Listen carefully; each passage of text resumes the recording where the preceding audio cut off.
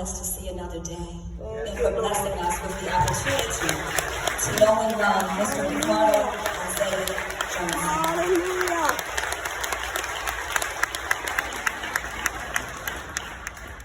I greet you today with God's great joy. I'm honored to be here representing my family as we celebrate the life of an amazing man.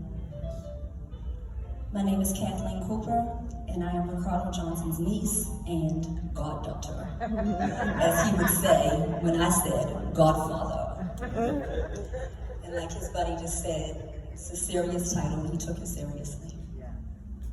He was the best goddaddy ever, and I'm thankful for all that he taught me. My Uncle Ricky was a God-fearing, strong, self-sufficient, selfless, compassionate, humble, talented, humorous, relatable, easygoing, devoted family man.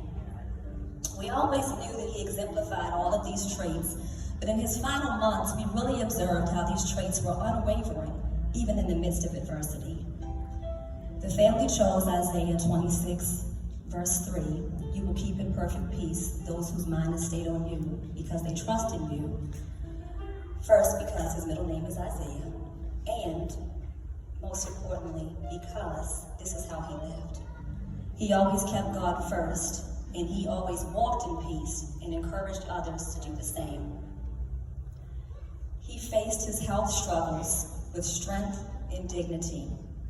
His family told him that he was our hero for fighting like a champion. He endured much and complained never.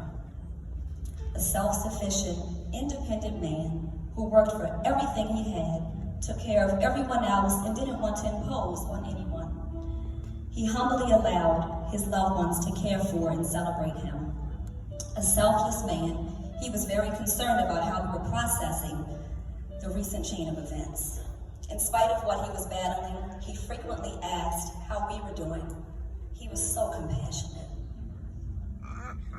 We always knew that he was a provider, but even in his final days, he insisted upon paying for food, especially when he had these sudden, crazy cravings for mile-high nachos from Nino Taco, cream chip beef, sushi, Chick-fil-A, and Big Macs. I told him that even though I knew him my whole life, I felt like I was learning and being reminded of so much about him in these past couple of months. I said, I never knew you liked Big Macs. You know, I've never had one. He looked at me like I was crazy. He said, "What? We get one today, let's go." I said, "No, thank you. Let's go ask Lord Chris to make one of those chicken and mayonnaise sandwiches." His eyes lit up and he said, "Deal." His friends and family recently showered him with such requests, such as crabs, coconut water, cantaloupe, and watermelon, to name a few. And his lifelong friend and barber cut his hair. He offered to pay for all of these goods and services, and they refused.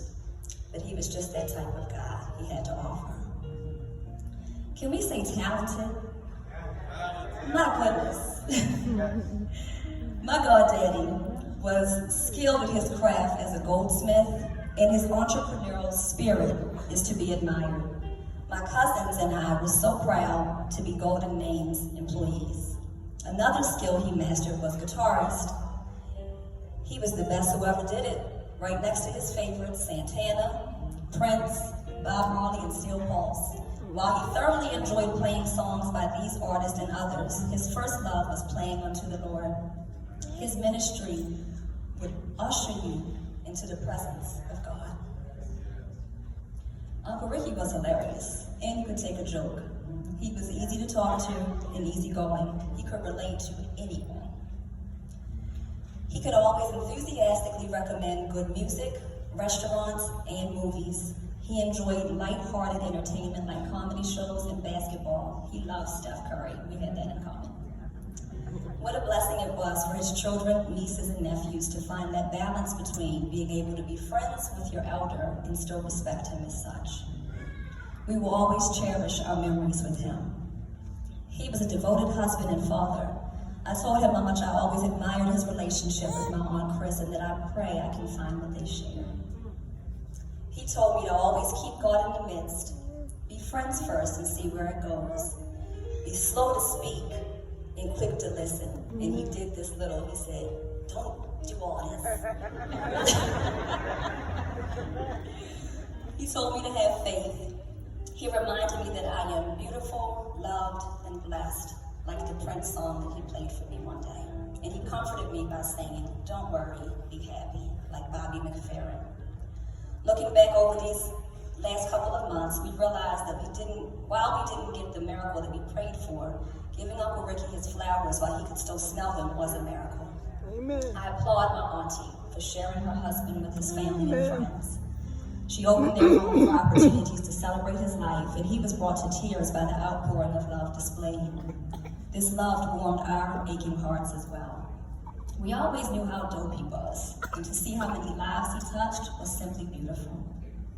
After a gathering, I asked him if he enjoyed his celebration, and he just said, wow, so many people surprised me. I said, you're loved, and you the man. He said, I don't know about all that. I said, well, I'm the woman, and you're my godfather, so you're the man. He nodded and smiled. The word says, blessed are those who mourn, for they shall be comforted.